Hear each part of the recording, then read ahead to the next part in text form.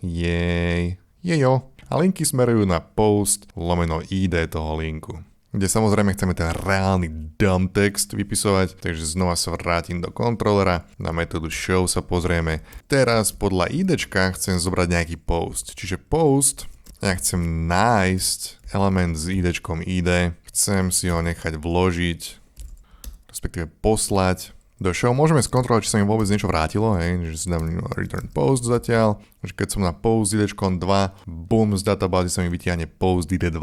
Teraz ako Laravel vie, z ktorej tabulky má findovať ten post? A vie to čisto z toho, že ten model pre posty sa volá post. Laravel k tomuto prihodí S-ko nakoniec, množné číslo tabulka, jednotné číslo model. Teraz v tom show view ja chcem dump post, aby bol post title, ja chcem ten link, toto je stránka toho postu, takže link úplne v pohode môže smerovať na aktuálnu adresu. Samozrejme ten text bude znova post title, prihodím si aj sem nejaký dátum vytvorenia a do post contentu si chcem nechať vypísať ten text. Dobre, pozrieme sa na to.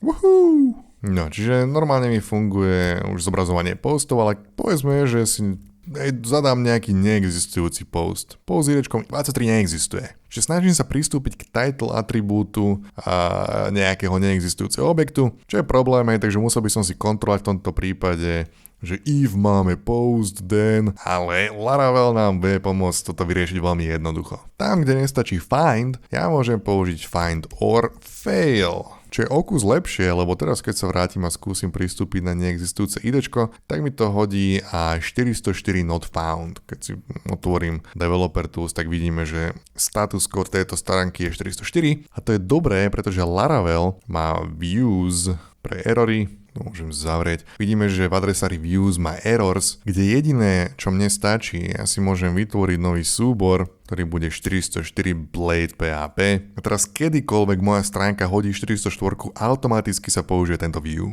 Title môže byť 404, obsah môže byť iba, čo ja viem, 404, not found man, so sad. Teraz keď sa vrátim, pam.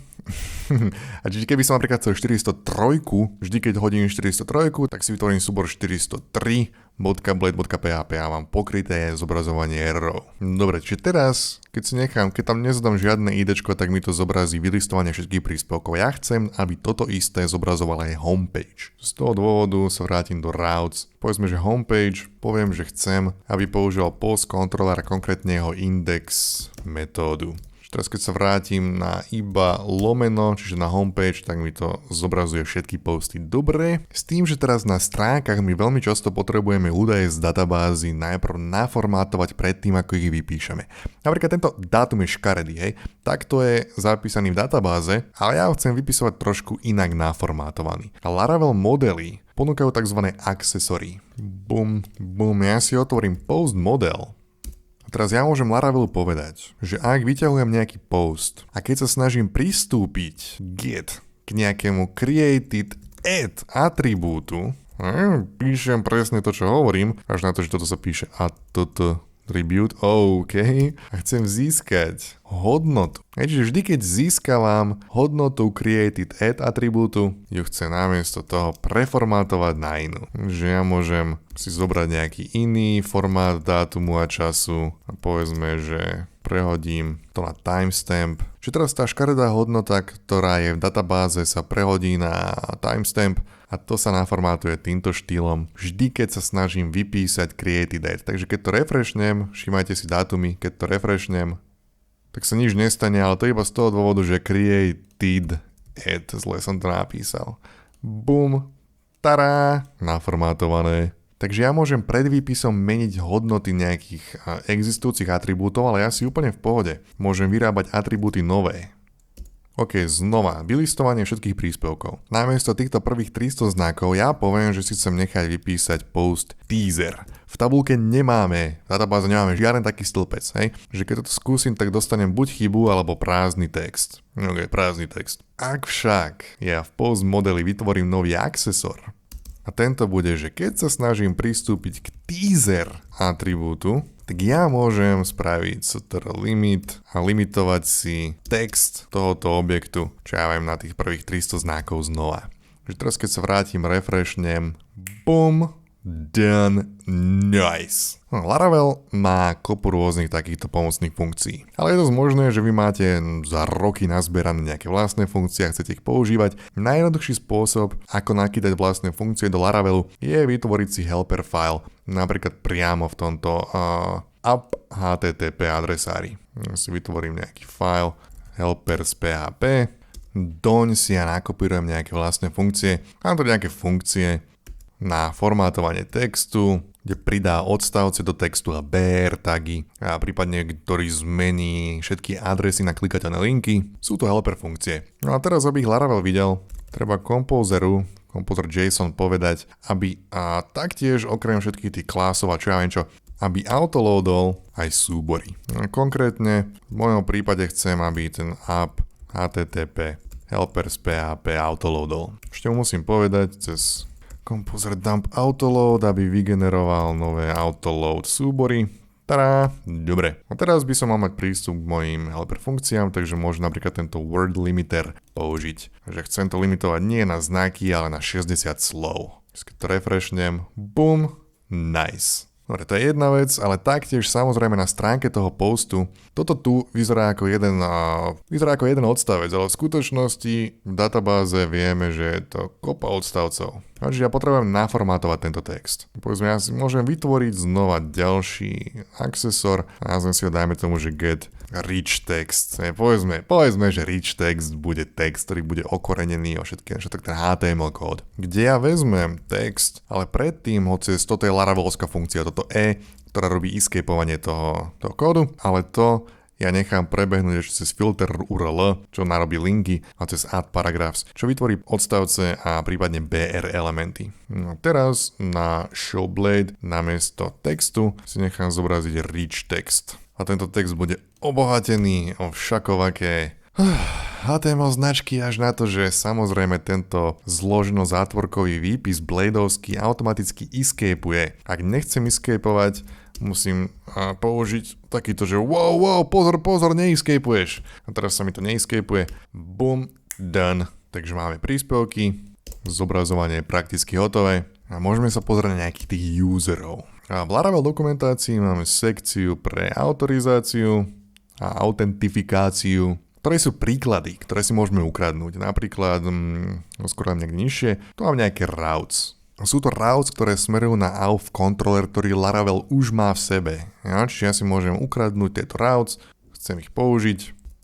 Znova, toto route, ja to môžem skrášliť troška ten kód, choď preč, bleh. A k rozchodeniu prihlasovania registrácie stačia v podstate 3 veci. Stačí artisan migrate, ktorý vytvorí tabuľku users, to už sme spravili. Stačí vytvoriť tieto routes, ktoré smerujú na AUF controller, ktorý by the way existuje a v controller je hotový, pripravený na používanie. To je druhá vec, čo treba spraviť. Tretia vec, čo treba spraviť, je už len vytvoriť si nejaké formuláre. Login formulár, registračný formulár. Samozrejme, AUF controller môže vám vyhovovať, nemusí vám vyhovovať, vy si ho môžete updatenúť, upraviť, prepísať, vymazať, napísať vlastný, alebo napríklad, ak vám vyhovuje, môžete si len zmeniť adresy, na ktoré Laravel bude robiť redirect. Napríklad si napíšem adresu, kam ma Laravel má hodiť po prihlásení, povedzme, že na homepage. A taktiež si môžem spraviť, že kam ma Laravel hodí po odhlásení a povedzme, že ma hodí na AUF login, na login formulár. Toto je teoreticky jediná zmena, ktorú musíme spraviť v kontroleri. Ak sme inak spokojní, stačí si len vyrobiť formuláre a používať. Ja chcem spraviť nejaký nový blade súbor, povedzme, že vo views si ja vyrobím nový blade, bude v adresári AUF a bude sa volať login. Plop, login, a chcem si vyrobiť nový formulár, ktorý bude smerovať na URL a v login, bude to post, to je fajn, akurát možno ja si tam kvôli nejakému vyzeraniu pridám class.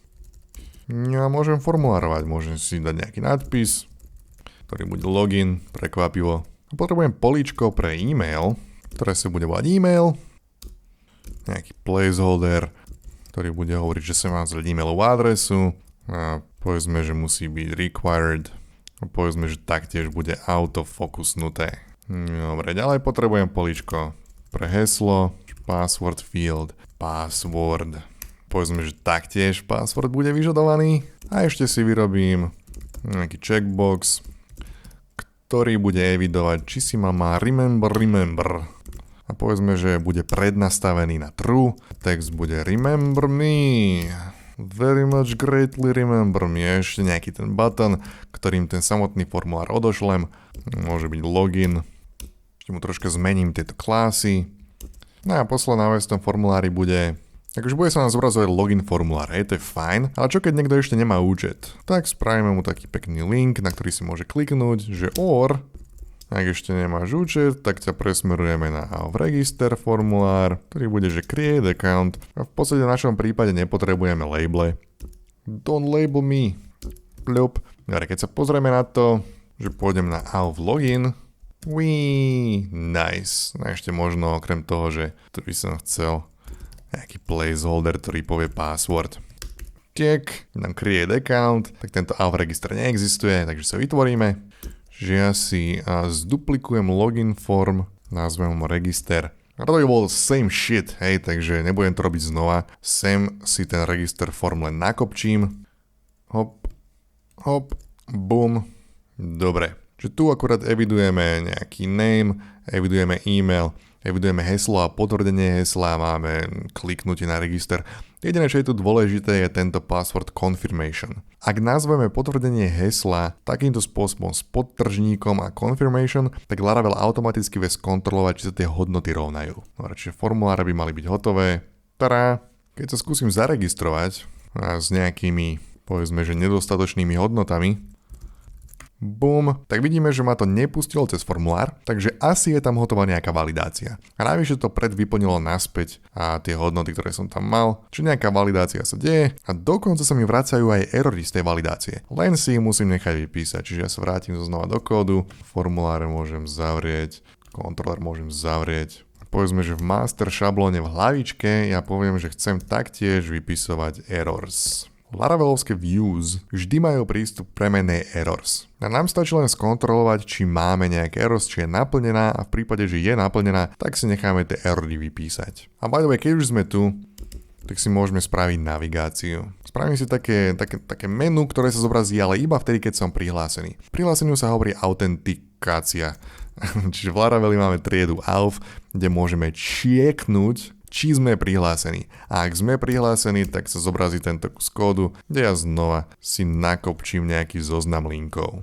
Bude to link na všetky príspevky, na moje príspevky, na logout, budeme zobrazovať e-mail toho prihláseného usera, hej, budeme vyťahovať IDčko toho prihláseného usera, ktoré bude smerovať na podstránku, ktorá zobrazí všetky príspevky, ktoré on napísal. No, takže keď sa zaregistrujem znova, tam nejaké bezpečné heslo NBS123, NBS123, register, boom, prihlásený, zaregistrovaný, vidím, že mi to zobrazuje ten môj e-mail, vidím, že my posts smeruje na user 3, čo teda zatiaľ neexistuje, ale znamená to, že v našej users tabulke pribudol nový user. Čo to bolo celé, hej, to bola registrácia a prihlásenie, celý autentifikačný proces hotový za možno 2 minúty, keď nepočítam formuláre. Že poďme už len dokončiť pridávanie, editáciu, mazanie a tagy. Dobre, a poďme sa pozrieť na vzťahy, čo je niečo, čo programátori nemajú. Haha, komedy. Príspevky evidujú user ID. Čiže týmto máme prepojené tabulky posts a users. A teraz všímajte, čo sa dá spraviť v Laraveli. Ok, dajú sa zavrieť tieto chujoviny, nech to nesvieti. Ok, post model. A my môžeme prepojiť jeden model s druhým. A my vieme, že príspevok môže patriť userovi. A preto zapíšeme, že keď si budem chcieť získať usera, tak zapíšeme, že príspevok patrí userovi. Nie. A naopak môžem povedať, keď si otvorím user model, naopak môžem povedať, že user má veľa postov. Ale teraz v databáze môj user má IDčko 3. Jablko má 3. Takže prihodím si zo pár, povedzme, že prvý a tretí som akože napísal ja. No a teraz vďaka tomu, že som si vytvoril tieto vzťahy, tieto prepojenia, tak v metóde, kde ja si vyberám post, aby som ho zobrazil, ja teraz môžem spraviť následovnú vec. Post, user, a keď sa teda pôjdem pozrieť na post 1, vráti mi to údaje o userovi. Ja prípadne môžem spraviť aj, že nie user, ale nechám si zobraziť ten post. Boom. Bam! User, ktorý napísal tento post, sa prilepí k objektu toho postu. Káva. No a teraz na podstránke, kde si nechávam zobraziť tento post. A by the way, toto by už nemalo byť obalené v odstavcoch, pretože rich text sa sám obalí do odstavcov, ale čo to môže byť teraz, je, že ja si spravím nejakú sekciu v written by, spravím si také miesto, kde si nechám vypísať, kto napísal tento príspevok. Čiže to bude link, ktorý bude smerovať na podstránku toho usera, čiže user s IDčkom, ktoré vytiahnem z post user ID, lebo teraz mám user objekt prilepený k tomuto a k tomuto post objektu. Čiže budem mať, že written by a povedzme, že si nechám zobraziť e-mail toho usera, ktorý napísal tento post. No, že post 1, written by jablko, keď na to klikne, vidíme, že ma to hodí na user 3. Kde dostanem 404, lebo zatiaľ takýto route nemáme poriešený. Takže spravím si ten route. Káva. A povedzme, že rovno si spravím aj pre tagy. Budem potrebovať chcieť vylistovať aj posty podľa nejakého tagu. To sa bude starať tag controller, povedzme, že metóda show. A rovnako to spravím s userom, že chcem user podľa IDčka, v user controller im bude show. A rovno si vytvorím tie kontrolery. Že chcem generate controller, tag, controller bude jeho meno a prihodím tam taký príznak, že plain. Rovnako si nechám spraviť user controller plain. To zavriem, vrátim sa, kontrolery mi tu pribudnú. Keď tam prihodím plain, tak to znamená, že ho vytvorí prázdny, bez všetkých tých store, index, show metód, lebo tie teraz nepotrebujem. Ja potrebujem len jednu a tu si dokážem napísať sám. Tento bude príjmať idečko, rovnako na tom bude user controller.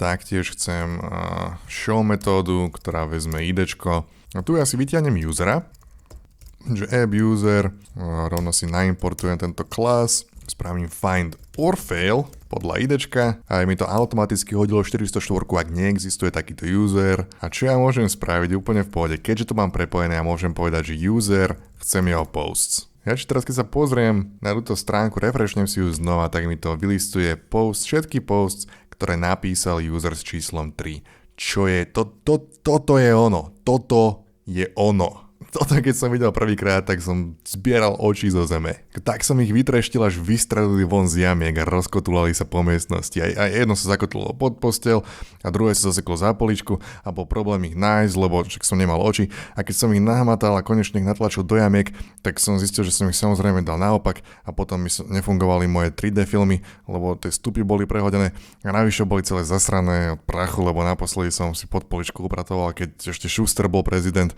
a vyrábal lopaty vždy, keď niekto prišiel na Slovensko na návštevu. A keď som ich konečne očistil a natočil naspäť do správnych jamiek, tak som si povedal, že hej, na tomto Laraveli niečo bude.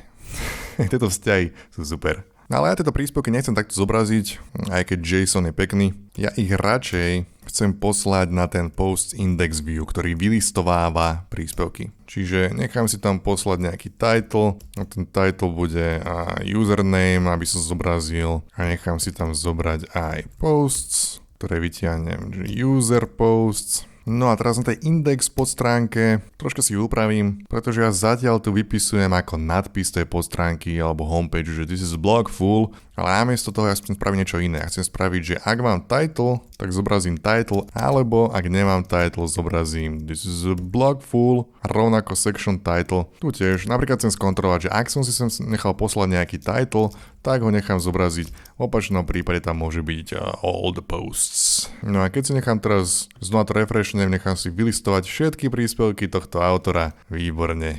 Keď sa vrátim na homepage, this is blog full a sú tu úplne všetky. Nie. A keď si pozrieme aj toho druhého autora, ktorý to napísal Gerhold.com, boom, fajnovo. Hej, Dr. Katie Trump. OK. Dobre, teraz toto isté spravím s tagmi. Toto bolo druhé video z 3 a oveľa viac v WebRebel OOP a Laravel kurze Learn to Code.sk. Choď tam, ja som Jablko.